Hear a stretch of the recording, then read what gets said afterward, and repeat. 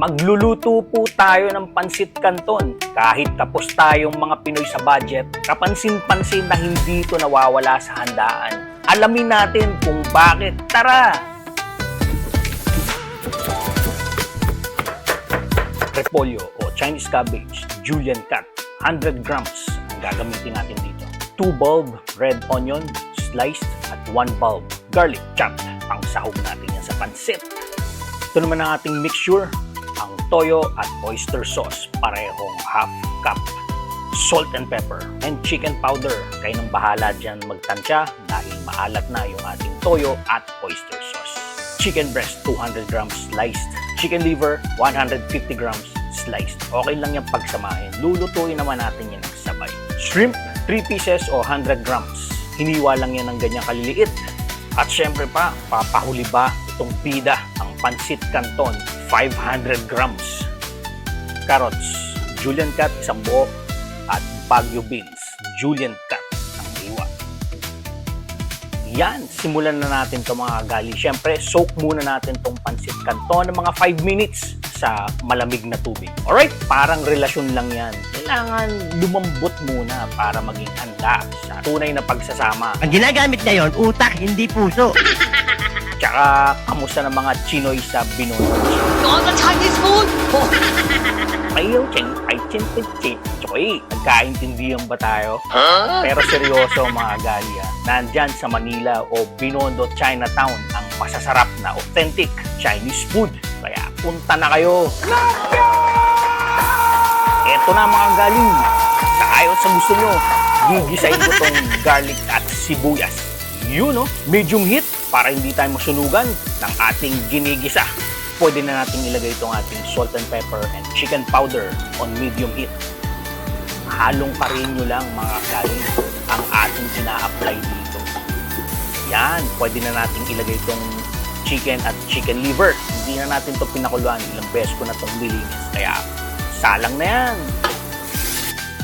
At ang ating hipon, lagay na yan.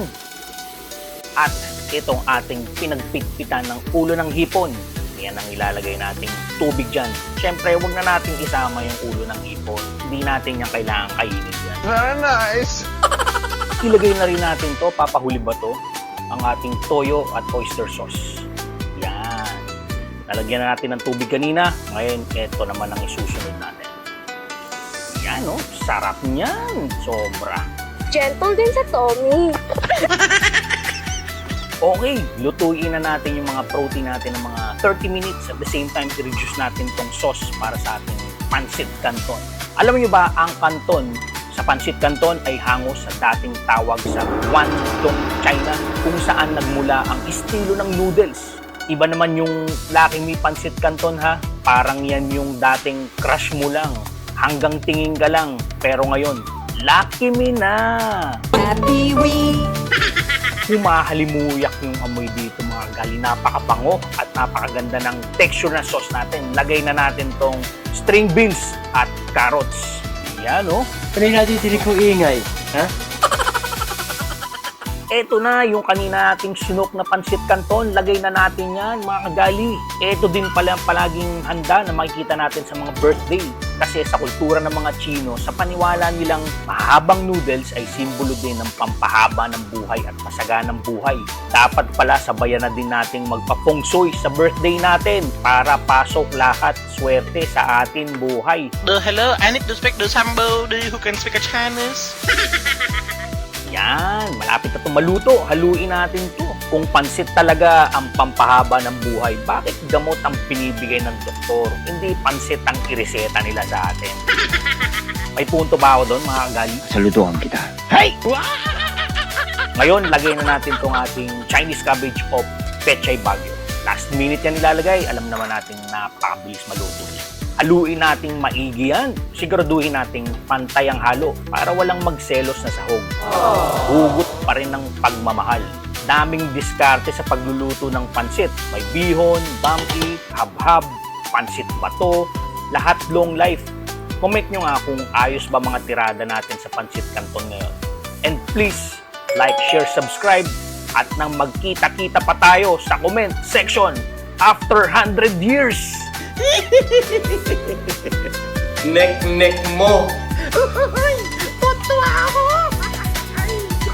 Atay tayo dyan. Yan na yung pansit natin, no? Hindi lamog yung pansit, yung mga gulay, hindi na lamog. Panalong-panalo yung amoy, ang sarap. Oh, kakain na lang. Yun na lang ang kulang.